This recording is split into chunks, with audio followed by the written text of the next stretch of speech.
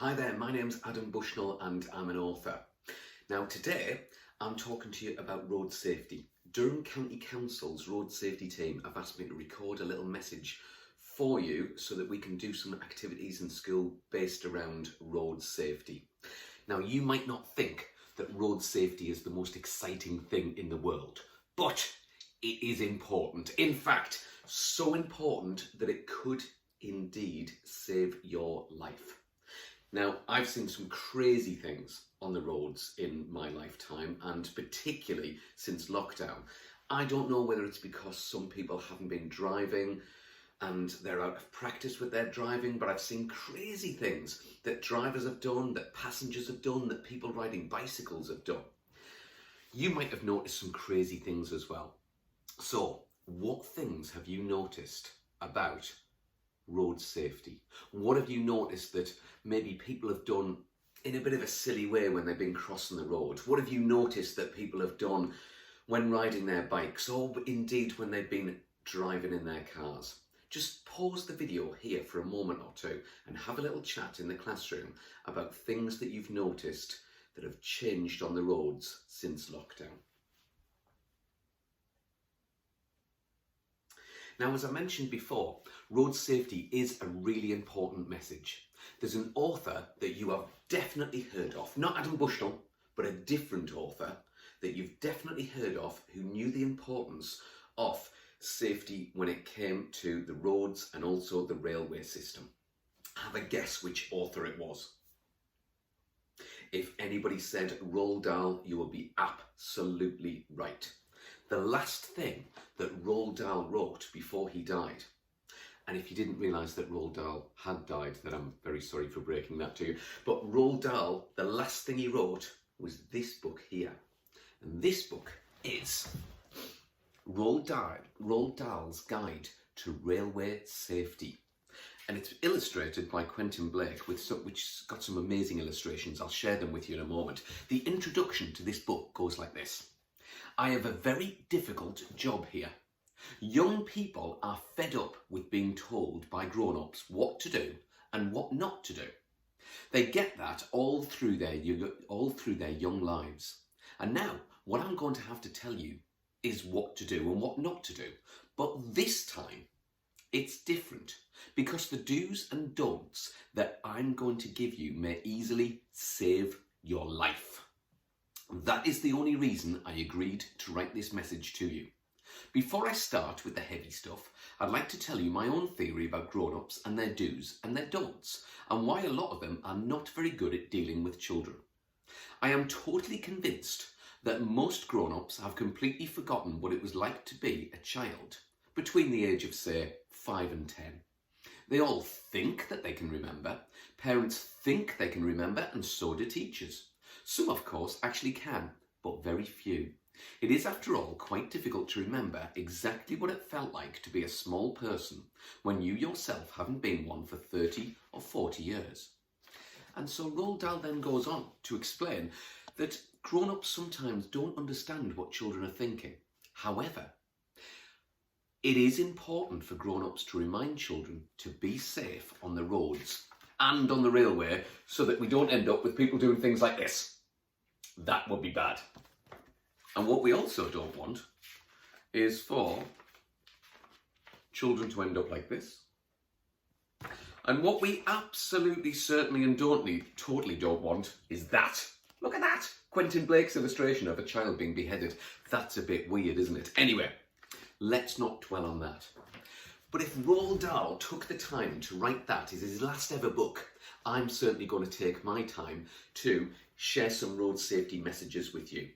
Now, if you have been in your house playing on your Xbox and your PlayStation for a very long time, you might well have forgotten how to cross the road. It is really important that we remind each other what to do. So, first of all, let's talk about how you would cross a road. Let's talk about where you would cross a road. Let's start off with a bit of a quiz. Now, on your way to school, you might have arrived by scooter, by unicorn, by bike, by car, I'm not too sure. But some of you might have walked, and some of you might have crossed the road. Now, in the classroom, pause the video at this point. Anybody recognise this type of method of crossing the road? Anybody cross the road using this method today? Can you pause the video again and tell each other what type of crossing this is? Of course, it is a school crossing patrol. And that is one way of crossing the road that will keep you very, very safe. Another way of crossing the road is this one. Can you pause the video again and tell each other what this is called? This is called a pedestrian island, and it's a way of halfway across the road. You pause, you make sure there's no cars around, and then you cross again. And this is a super safe way of travelling. If there is no school crossing patrol, then look for a pedestrian island. Could you pause the video there, please? This is another way of crossing the road. Anybody know what it's called? This one is a footbridge. Now, using a footbridge may take slightly longer, but it keeps you safe, and you particularly get those where there are very busy roads, and they are there for a reason, so definitely use them. Next one. Anybody recognise this one here? This is, instead of going over a footbridge, you're going underneath the road. If you pause the video, have a little quiz, see if people know what that one's called. That one is a subway. Not a sandwich shop, but a safe way of crossing the road.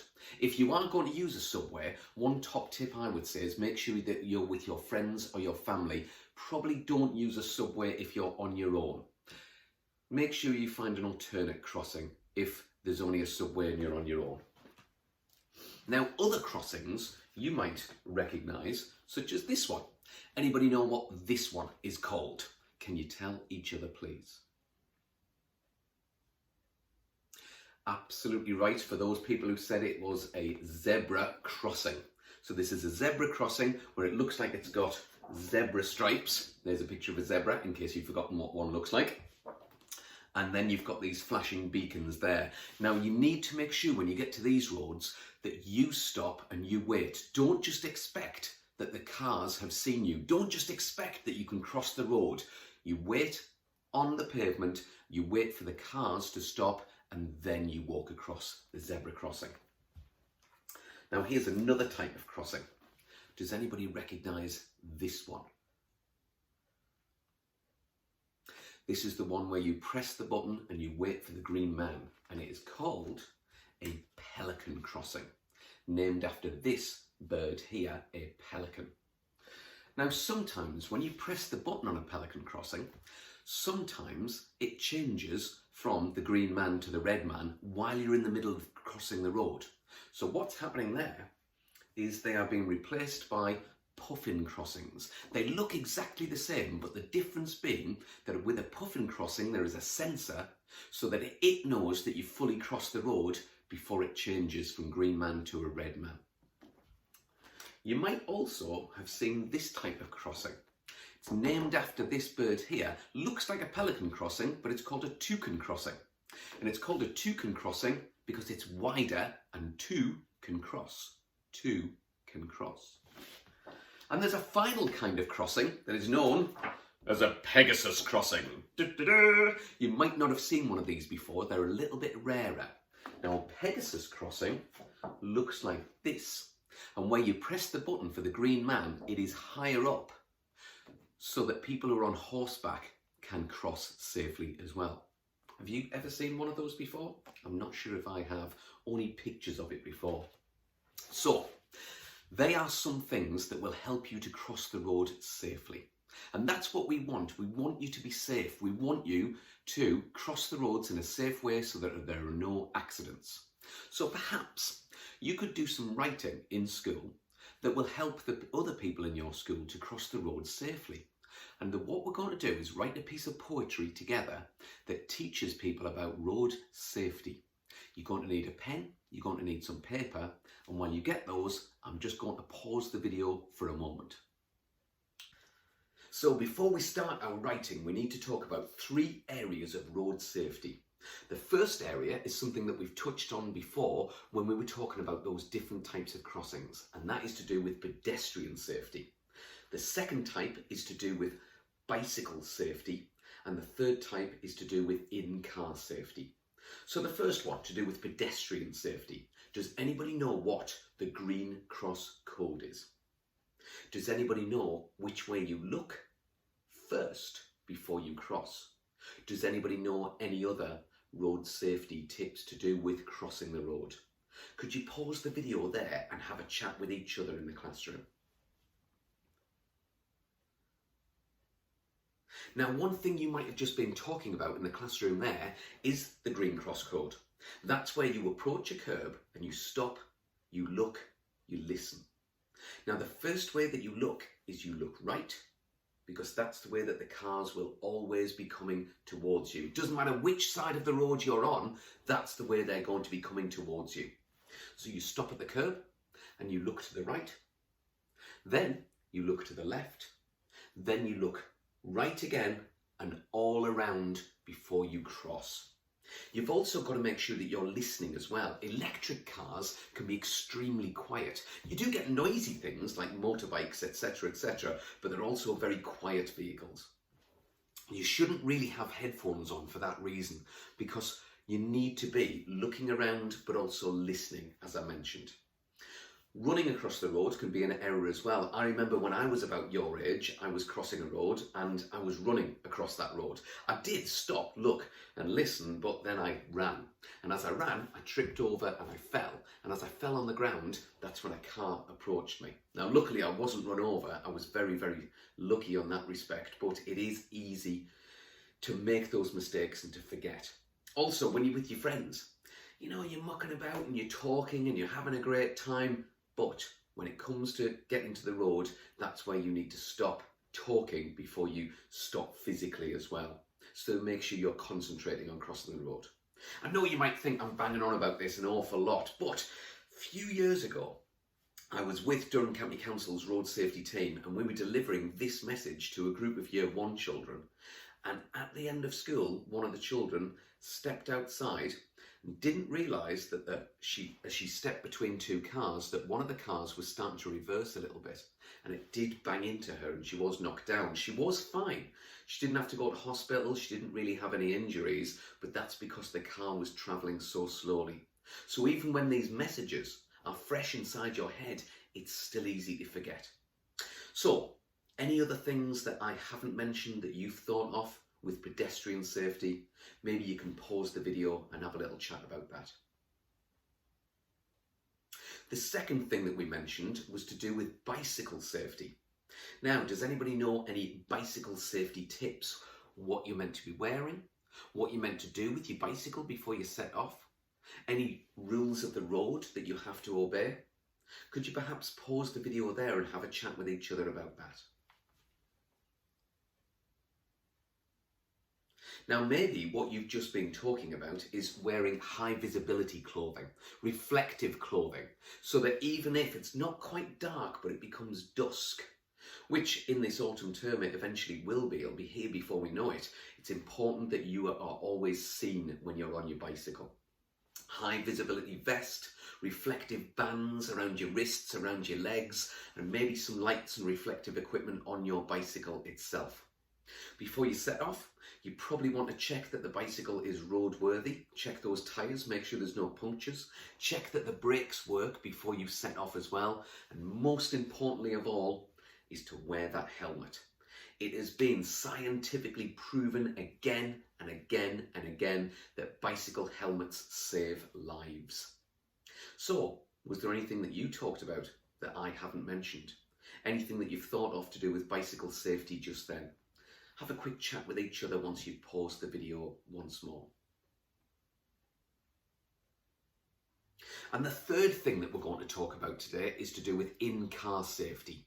You as a passenger, you do have a responsibility to make sure that you are keeping yourself, but also keeping the driver safe as well. Have a quick chat about what you can do to keep yourself and the driver of a vehicle safe when you're in a car. Okay, so maybe some of the things you've just been talking about there is making sure that you are wearing a seatbelt at all times. It is so easy to say, we're only just going around the corner. We're only just going to a shop that's down the road. Don't bother with your seatbelt. But that's when the majority of accidents happen. These accidents happen close to the home, not when you're on longer journeys.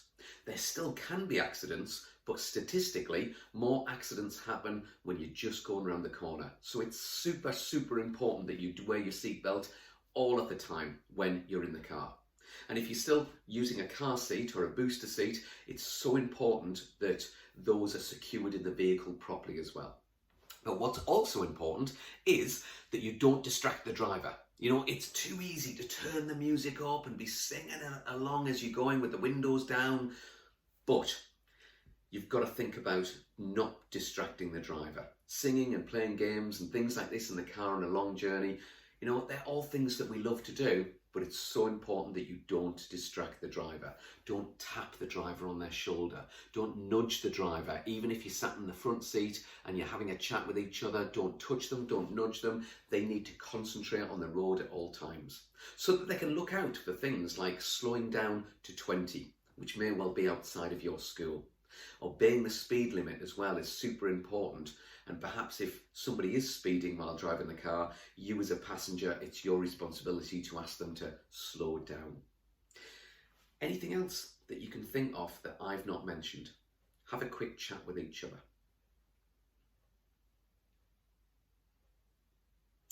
So with those messages in mind, we're now going to move on to our piece of writing that we're going to do. Don't worry, it's a short piece of writing and I'm going to make it super easy for you because that's my job, is to try and make writing as exciting as possible. So what we are going to do is write some short poems based around road safety. Now, before we get started, we're going to talk about another author that you are likely to have heard of. Not Adam Bushnell and not Roald Dahl that we mentioned earlier on, it's another author. Can you pause the video and have a quick chat with each other about which authors you know of? Now, in that list of authors, you might have mentioned somebody who lived a long time ago during the time of the Tudors. And his name, probably the most famous author in the world, is Mr. William Shakespeare. Now, what we're going to do today is we're going to talk about the plays and the poems of William Shakespeare and try and write one in the same style. But we're going to give it a bit of a twist because we're going to try and write some raps. Now, I'll talk more about that later. First of all, could you put your hand on your chest and try and find your heartbeat? Can you feel that? Don't worry if you can't. You can also try and find your heartbeat by putting 2 fingers against your neck just underneath your jaw there and see if you can feel your pulse, your heart beating. Another place for you to check is on your wrist, and again you can put 2 fingers on your wrist against your veins and see if you can feel your heart beating there. Now, your heart is a muscle that moves in and out as it beats. It's a muscle that is pumping blood all around the body, and the way that the heart beats is it goes in 2s like this. Du-dum, du-dum, du-dum, du-dum. So what you're looking for is your heart beating in 2s. Some people might prefer to feel it like that, some people like that, or some people like that. You choose the best way for you to feel your heart. For me, it is that one. Don't worry if you can't feel your heartbeat, you're not dead, okay? That heartbeat copies a style of writing that William Shakespeare used. It's something that's called iambic pentameter, and it's when things follow a da-dum, da-dum, da-dum rhythm. Now, William Shakespeare's plays like Romeo and Juliet, plays like Macbeth, they all have iambic pentameter in them. The way that you can find if they're written in iambic pentameter is if it starts with a capital letter at the beginning of each line. Now, every important speech in these plays were written in iambic pentameter. The one that I've chosen is from Macbeth. It's called the Song of the Witches, and it goes like this. Double, double, toil and trouble, fire, burn, and cauldron bubble. Can you hear that rhythm? You know it's written in iambic pentameter if it follows that beat. Da-dum, da-dum, da-dum, da-dum. And this is the same beat that rappers use while they're rapping. The reason that a lot of rappers do a bit of that is they're trying to keep themselves on that da-dum rhythm. They're trying to keep themselves on the iambic pentameter beat. So if I go a little bit faster when I'm reading this out, it starts to sound a little bit more like a rap. I'm not going to do that because it'll be a bit embarrassing. I'll just hold my clipboard. Okay, I'll try and read this Song of the Witches in a super fast way. Not quite Eminem fast, but as fast as I can. Double, double, toil and trouble, fire, burn and cauldron bubble, fillet of a fenny snake in the cauldron boil and bake, eye of Newton toe of frog, wool of bat and tongue of dog, adder's fork and blind worm sting, lizard's leg and howlet's wing, for a charmer powerful trouble, like a hellmoth boil and rubble, double, double, toil and trouble, fire, burn and cauldron bubble, cool it with a baboon's blood, then the charm is firm and good. Boom! Mic drop. So, that shows that Shakespeare is really easy to rap. Now, there's a type of poem called a sonnet, and Shakespeare wrote loads of sonnets. They are written in iambic pentameter as well. They are rhyming poems, and usually it rhymes with the first line, the third line, they rhyme with each other. The second line and the fourth line, they rhyme with each other. That's called an A-B rhythm. I'm going to let a rapper called Akala explain a little bit more and to rap a Shakespearean sonnet for you so that you get the idea. I'll insert that video now. Cue music, please. What you're about to hear, some of you may know of it, some of you may not. It's Shakespeare's most famous poem, Sonnet 18. I haven't doctored it to make it fit to the rhythm, but just listen close. Okay, yo. Shall I compare thee to a summer's day? Thou art more lovely and more temperate. Rough winds do shake the darling buds of May, and summer's lease hath all too short a date. Sometimes too hot the eye of heaven shines, and often is his gold complexion dim.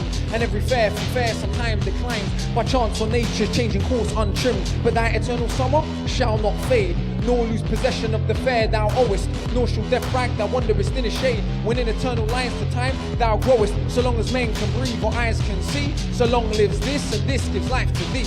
As men can breathe and eyes can see, so long lives this and this gives life to thee. Now as you can see, it sits right there in the rhythm. It's right in the pocket of the beat. Now we're going to try a completely different style of beat, different tempo of beat, but you're going to see the same lyric, because of this consistent rhythm, can fit. Let's try it.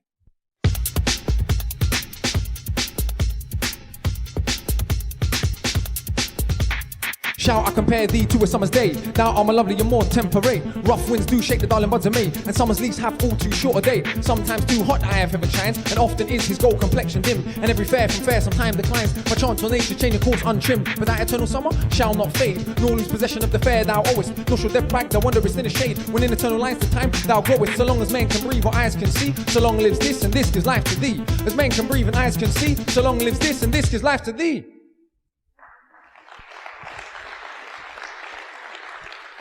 Now, Akala is an awesome rapper, and he's also a historian and author as well. He's set up a company called the Hip Hop Shakespeare Company, which shows the links between hip hop and Shakespeare, of which there are many. But anyway, we're just going to copy that idea that Akala came up with and try and come up with our own Shakespearean sonnet, but with a theme of road safety. Now, the rhyming pattern of A, B, A, B, A, B can be difficult to follow when you're writing for the first time in that style. So for our activities, I suggest that we change it to an A, A, B, B, A, A, B, B. That means the first line and the second line, they rhyme with each other. The third line and the fourth line, they rhyme with each other, etc., etc. Now, there are some sheets which I've given to Durham County Council's road safety team, these worksheets here, that they can then be emailed to schools for you to use as well. The first one is a bit of a sonnet template. Shall I compare you to, and then you start writing about what you want to be compared to. It follows that same rhyming pattern that was used in Sonnet 18. There's also another one where the Sonnet 18 starters are there, but then you'll have to come up with your own rhymes. But to make it even easier, I've come up with 3 different templates so that we can do 3 different sonnets to road safety. The first one is this one, Sonnet to Pedestrian Safety. Shall I compare you to a pedestrian crossing? And then you come up with the next line and it says flossing. Now, if you don't want to use that word flossing, you could cross it out and find a different rhyming word that rhymes with crossing. But if you want to use my suggested rhymes, then that's why they are there. You come up with your own line and then flossing, your own line, green cross code, your own line and road, your own line, both ways to look all around, your own line that ends in sound, etc, etc. And if you do that, you might end up with a Shakespearean sonnet that you can either read out normally or you can read it like a rap. I'll read you one that I've written as an example. It goes like this: Sonnet to Pedestrian Safety. Shall I compare you to a pedestrian crossing? Just make sure you don't do it while you're flossing. Always remember the green cross code. It is essential when you're crossing the road. Remember to check both ways and look around. Electric cars don't always make a sound. So look right, then left, and again right. Make sure no vehicles are in your sight. Tell your friends to stop, look, and listen. When you cross the road, make the right decision. What do you think? I reckon you can do a better job than that. The other one that you could write is to do with in-car safety. So one of the sheets that I've supplied for the road safety team looks like this. Shall I compare you to a seat belt? The next line, it rhymes with belt, so we've got felt. Next line ends with car, the following line with far. Next line with noise, line after that is boys. Here's an example that I've written for you. This is a sonnet to in-car safety. Shall I compare you to a seat belt? When in the car, it should always be felt. Be safe and sensible when you're in the car. You need to wear it even when you don't go far. Make sure you aren't making too much noise. Don't be one of those noisy boys. Even when the music blasts, stay in your seat. An accident is something you don't want to meet. Don't distract the driver. Be a good passenger. Get your seatbelt on and make sure you fasten her. What do you think again? Again, I think you can do a better example than that. And finally, our last one is a sonnet to cycle safety. Shall I compare you to a bicycle helmet? And the next line ends with a rhyming word of velvet. Line after that, bike check. Line after that, wreck. Here's the example of that one. This is a sonnet to cycle safety. Shall I compare you to a bicycle helmet? It feels soft on my head, just like velvet. Before setting off, do a full bike check. Otherwise, you might end up a wreck. Be bright, be seen, wear a high-vis vest. Reckless drivers will be under arrest. You need to hear, so don't wear headphones. We don't want you to have broken bones. Remember to put your helmet on first. Hurting your head would be the worst. So, I wonder if you could write your own sonnet based around those 3 themes. Theme number 1, crossing the road. Theme number 2, bicycle safety. Theme number 3, in-car safety. And if you do get these written, then share them with the younger children who are in your school. I think they're going to absolutely love it. There is then going to be a follow-up video to this one from the amazingly talented illustrator Liz Million, and she's going to show you how you can do complementary illustrations to go with these pieces of writing, to go with your poems. And Liz and I, we would love to hear how you get on. So do make sure you let us know when we finally get back to visiting your school again. So in the meantime, quick recap. Think about road safety. Choose which road safety theme you're going to write about. Use one of the sonnet templates. Practice it as you're reading it. As you're writing it rather, read aloud. Keep checking it to make sure that it sounds okay. Once it is finished, read it to a friend. Get them to give you some input as to what they think of it. And then perhaps you could wrap it and perform it. After it's been performed, then you're going to learn some art techniques from Liz Millian, and you can illustrate these sonnets as well. Once you've got your illustrations and your sonnets, then you go to another class in the school at a safe social distance, and you can perform these to that class. If you're not able to go into their bubble and to perform it, maybe you could record these raps and show these illustrations on the recordings, and then you can share it with each other. Anyway, I'm so looking forward to seeing you all again in your school very, very soon. I hope you enjoy writing your Shakespearean road safety raps. What a crazy sentence that is. Okay, bye for now, everyone.